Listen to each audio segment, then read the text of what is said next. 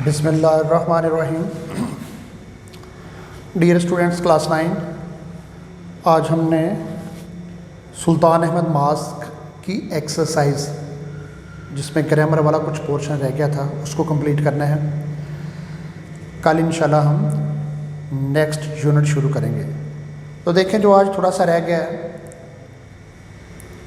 अच्छा, सबसे पहले उन्होंने यहाँ पे दिया हुआ है डिग्री ऑफ कंपैरिजन। ये डिग्री ऑफ कंपैरिजन क्या होती है? हमें पता है वर्ब की 3 फॉर्म होती हैं, इसी तरह से एडजेक्टिव की 3 डिग्रीज होती हैं, जैसे पॉजिटिव डिग्री, कंपैरेटिव डिग्री और सुपरलेटिव डिग्री। पॉजिटिव डिग्री हम तब यूज़ करते हैं एडजेक्टिव की जब उसका किसी के साथ कोई कंपैरिजन नहीं होता, यानी कि मुकाबले में कोई नहीं है, जैसे कि Ali is a tall boy.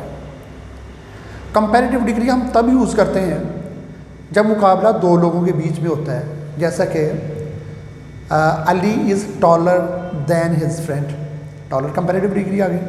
और सुपरलेटिव डिग्री हम तब यूज़ करते हैं जब तादाद 2 से ज़्यादा, यानी कि कम से कम 3 हो, 3 से ज़्यादा हो सकते हैं, जैसे कि Ali is the tallest of all the boys in his class. तो यहाँ पर देखें, ये बातें तो आपको पिछली क्लासेस में भी पता है।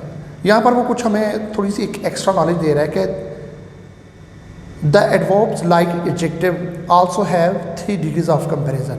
मतलब कि एडजेक्टिव की तो 3 डिग्री हो गई हैं, लेकिन एडवर्ब्स जो होते हैं कभी कभार हम उनकी भी 3 डिग्रीज इस्तेमाल कर लेते हैं। एग्जाम्पल दिया है, द मस्जिद is so design that even when it is most crowded.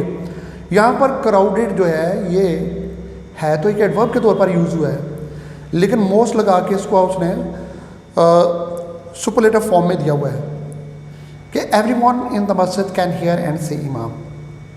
इसी तरह से that is why the masjid still remains to be one of the most frequented monuments of the world.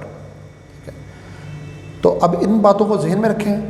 तो हमें पूछ रहा है complete the table with appropriate adverbs of degree, यानी कि एडवर्ब की अप्रोप्रिएट डिग्री लगानी है। अब जरा ये पीछे जो वर्ड देखना, कैप्ट हो गया, सैंग हो गया, स्लेप्ट हो गया, लुक्ड हो गया, अराइव्ड हो गया, बतौर एडवर्ब यूज़ हो रहे हैं।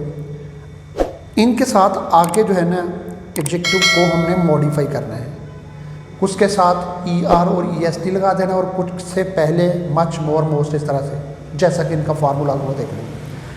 कैप्ट मच, कैप्ट मोर, कैप्ट मोस्ट, यानी कि मच, मोर, मोस्ट, कैप्ट सेम ही रहेगा, मच, मोर, मोस्ट का इजाफा हो जाएगा।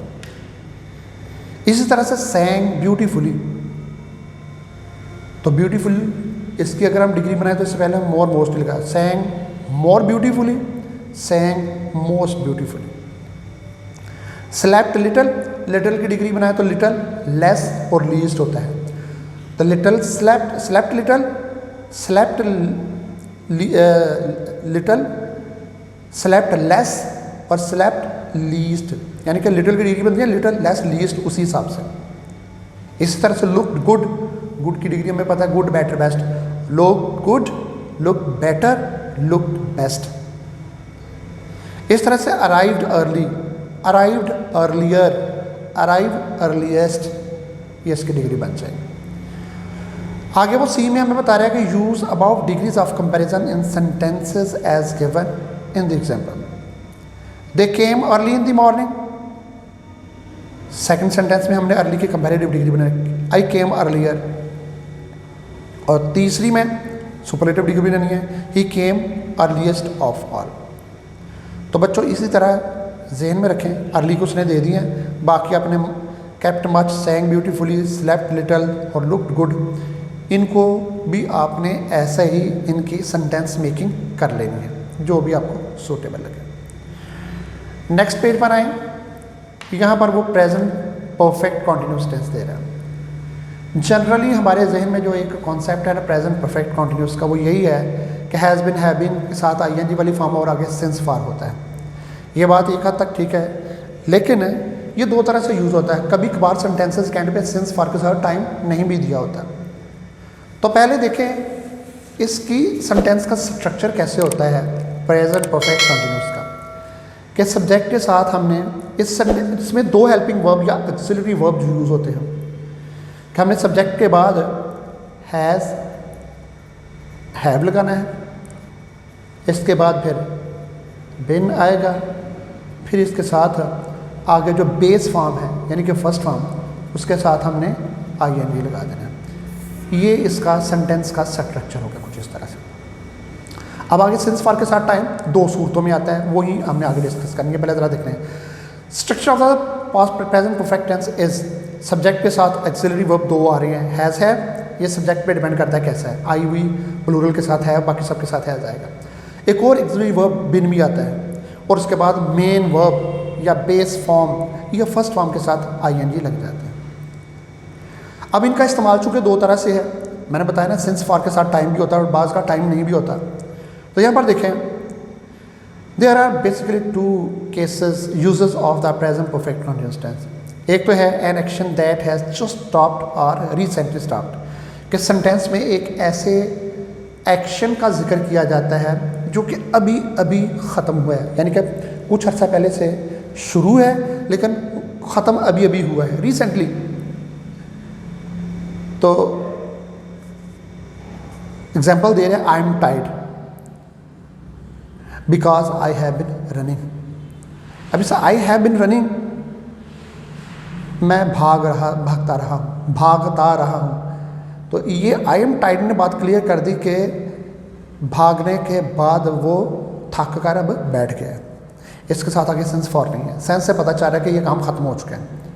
Y is the grass wet, घास क्यों गीली है भाई? हैज़ इट बिन रेनिंग, क्या बारिश होती रही है, मतलब कि बारिश अब रुक चुकी है। इस तरह से you don't understand because you have not been listening, तुम्हारी समझ में बात नहीं आ रही, क्यों? तुम तो सुनते नहीं हो। तो इट मीन्स कि सुनने का काम भी अब स्टॉप हो चुका है। तो एक तो प्रेजेंट परफेक्ट कंटिन्यूअस टेंस कब यूज़ होता है? कोई काम जो कि अभी भी रिसेंटली होना ख़त्म हो गया। दूसरा इसका इस्तेमाल जो जनरल इस्तेमाल है, जिसमें हम देखते हैं कि सेंस फॉर के साथ टाइम भी दिया जाता है, वो ये है, वो use present perfect continuous tense to talk about an action that started in the past and is continuing now. माजी में शुरू हुआ, अभी तक जारी है। This is often used with for और since. We often use for and since with present perfect continuous tenses. तो सिंस फॉर का इस्तेमाल होता है, बता दिया उसने सिंस कहाँ पे यूज़ होता है, फॉर कहाँ पे यूज़ होता है। We use for to talk about a period of time, जैसे कि 5 मिनट्स, 2 वीक्स, 6 ईयर्स। और we use since to talk about a point in past time, जैसे कि 9 o'clock 1 जनवरी मंडे। इसको समझने के लिए ज़रा ये ध्यान में रखें बच्चे, छोटा सा फार्मूला ध्यान में रखना कि जब हम प्रेजेंट परफेक्ट कंटिन्यूअस में फॉर यूज़ करते हैं तो इसका मतलब है एक ऐसा काम जिसमें एक ख़ास अरसे का जिक्र किया गया है माजी का, वो कहाँ से शुरू हुआ और यहाँ से लेकर यहाँ तक है, यानी कि एक ये अरसा है। अब ये कह लें इतना अरसा है, जिसके लिए हम वर्ड यूज़ कर सकते हैं इतनी मुद्दत में, जैसा कि फॉर 5 मिनट्स, शुरू कब हुए, ख़त्म कहाँ पे हुए, कोई पता नहीं है। फॉर 2 वीक्स, 2 हफ्तों से, कौन से 2 हफ्ते, यानी कि शुरू का भी नहीं पता, एंड वाले का भी नहीं पता। 6 ईयर, 6 साल से, 6 साल शुरू कब हुए, ख़त्म कहाँ हुए, कोई पता नहीं। यानी कि ये एक स्पेसिफिक हमारे पास पीरियड आ जाता है, मुद्दत आ जाती है, यानी कि एक स्पेसिफिक पीरियड जो है उसके लिए होता है, जिसमें ना तो बिगिनिंग का पता होता है, ना ये पता होता है कब तक है। जबकि सिंस का समझने के लिए ये ध्यान में रखें कि माजी में एक ख़ास अरसे से शुरू हुआ है, स्टिल कॉन्टीन्यू, एरो ये शो कर रहा है कभी का जारी है, यानी कि हमें इस पॉइंट का पता होता है, ठीक है। आगाज़ का हमें पता होता है कि कब से, हमारे इल्म में होता है, वहाँ पर सिंस से यूज़ होता है। जैसा कि फॉर 9 o'clock हमें पता है 9 कब बजे हैं, फॉर 1 जनवरी हमें पता है 1 जनवरी कब थी, for since 1 January, since Monday हमें पता है मंडे कब से स्टार्ट होता है। तो पता चला फॉर मुद्दत के लिए इस्तेमाल होता है, ठीक है, और सिंस एक वक्त जो कि जिससे आगाज़ हुआ और स्टिल कंटिन्यू वहाँ से होता है। अब आगे वो एग्जाम्पल दे रहा है, I have been reading for 2 hours, 2 घंटों से मैं पढ़ता रहा हूँ। I am still reading now, मतलब कि अभी मैं पढ़ रहा हूँ, लेकिन ये 2 घंटे कौन से हैं कोई पता नहीं है, ये एक मुद्दत है, कट लगा हुआ है, ये 2 घंटे, ये कोई से भी 24 घंटों में से 2 घंटे हो सकते हैं।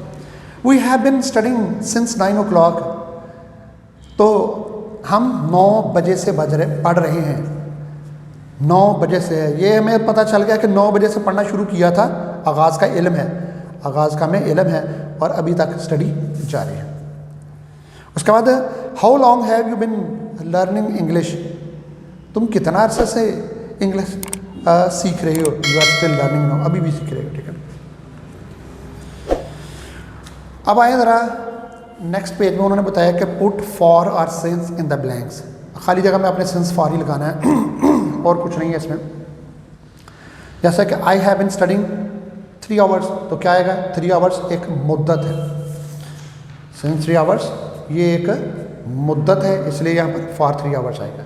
I have been watching TV 7 PM, हमें पता कब बजते हैं, since 7 PM। Tara has not bin feeling well, 2 weeks कौन से हैं, कोई पता नहीं कौन से, फॉर 2 वीक्स आएगा। Tara has not been visiting us March, March हमें पता कब स्टार्ट होता है, since March. He has been playing football a long time, कौन सा नंबर सा पता नहीं है, for a long time. He has been living in Bangkok since he left school, जब से उसने स्कूल, हमें पता है कि स्कूल उसने कब छोड़ा था। उसके बाद है make 5 sentences using present perfect continuous tense and convert these sentences into negative and interrogative. आपने 5 सेंटेंस बनाने हैं, उसके बाद इनको नेगेटिव में और इंट्रोगेटिव में, यानी कि मनफी फ़िक्रात और सवालिया फ़िक्रात में तब्दील करना है। मैं एक सेंटेंस बना देता हूँ, बाकी आपने खुद से बना लेने हैं बच्चों। ये हमने प्रेजेंट परफेक्ट का बनाना है।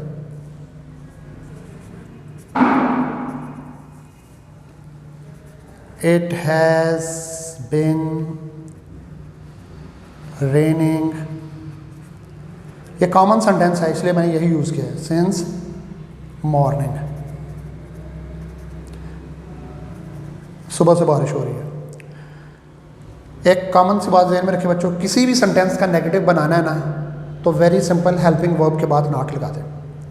लेकिन इसमें क्या करें, इसमें 2 हेल्पिंग वर्ब है, हैज़ और बिन, तो जिस सेंटेंस में एक से ज़्यादा हेल्पिंग वर्ब आ जाए दोनों के बीच में नॉट लगा दें। तो वेरी सिंपल, इसका नेगेटिव कैसे बनेगा, नॉट यहाँ पर आएगा, तो क्या आ जाएगा, it has not bin raining since morning. Very simple, क्या करना है, दोनों हेल्पिंग वर्ब के बीच में नॉट लगा दें, आपका सेंटेंस नेगेटिव बन जाएगा। तो ये आपका नेगेटिव सेंटेंस बन जाएगा। इंट्रोगेटिव सेंटेंस बनाना बहुत आसान है, क्या, पहला हेल्पिंग वर्ब उठा के स्टार्ट में ले आए, बाकी सेंटेंस को सेम रहने दें, एंड पे फुल स्टॉप की बजाय क्वेश्चन मार्क लगा दें। जैसा कि has it been raining since morning, question mark लगा दें। यही उसने पूछा, इस तरह से आपने बाकी सेंटेंस कर लें। हाँ, एक वैसे एक चौथी कैटेगरी भी होती है जिसमें इंट्रोगेटिव और नेगेटिव इकट्ठे ही होते हैं। उसमें करना क्या है, आपने सिर्फ पहले जो दूसरा हेल्पिंग वर्ब उससे पहले नॉट लगाना है, has it not been raining, very simple. Okay बच्चों, आज हमारा यूनिट नंबर 7 इसकी टेक्स्ट और एक्सरसाइज ये मुकम्मल हो चुका है। इंशाल्लाह हम कल यूनिट नंबर 8 स्टार्ट करेंगे। अल्लाह हाफिज़।